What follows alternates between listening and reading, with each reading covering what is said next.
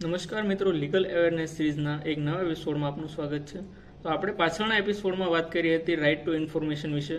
તો ઘણા મિત્રોની એવી ઈચ્છા છે કે રાઇટ ટુ ઇન્ફોર્મેશન વિશે આપણે વાત કરી તો એની પ્રોસેસિંગ પણ શું છે એ અમને જણાવો. તો આજે આપણે વાત કરવાના છીએ રાઇટ ટુ ઇન્ફોર્મેશન એટલે કે આરટીઆઈ અરજીની જે પ્રોસેસ છે એ શું છે. તો પ્રોસેસ એકદમ સિમ્પલ છે. જો તમારે કોઈ પણ સરકારી ડિપાર્ટમેન્ટ પાસેથી ઇન્ફોર્મેશન લેવી છે તો તમારે એ ડિપાર્ટમેન્ટમાં અરજી લખવાની છે. તો હવે અરજીમાં શું લખવાનું છે એ વાત કરીએ આપણે. તો અરજીમાં પહેલાં તમારે મેન્શન કરવાનું છે જે તે ડિપાર્ટમેન્ટનું જે એડ્રેસ છે એ, પછી તમારો મુખ્ય વિષય, અને પછી તમારે ડિસ્ક્રિપ્ટિવમાં તમારા જે પ્રશ્ન છે એ પૂછવાના છે. પ્રશ્નની ભાષા એકદમ સ્પષ્ટ હોવી જોઈએ જેનાથી સામેવાળો વ્યક્તિ જે છે એ સરળતાથી એને વાંચી શકે અને તમારા પ્રશ્નનો જવાબ આપી શકે.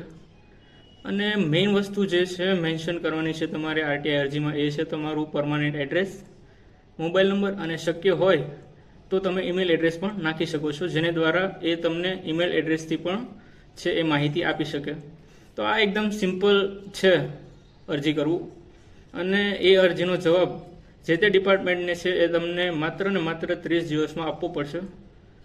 અને જો એ એવું નથી કરતા કાં તો તમે એની માહિતીથી સંતુષ્ટ નથી તો તમે ફર્સ્ટ અપીલ પણ કરી શકો છો. અને હવે વાત થઈ આ તો અરજીની, તો આપણે હવે વાત કરીશું કે એની ફી શું છે. તો એની ફી માત્ર 10 રૂપિયા છે. આઈપીઓ એટલે કે ઇન્ડિયન પોસ્ટલ ઓર્ડર તમારે બાજુની કોઈ પણ પોસ્ટ ઓફિસ પર જઈ અને એની 10 રૂપિયા ફીસ ભરવાની રહેશે.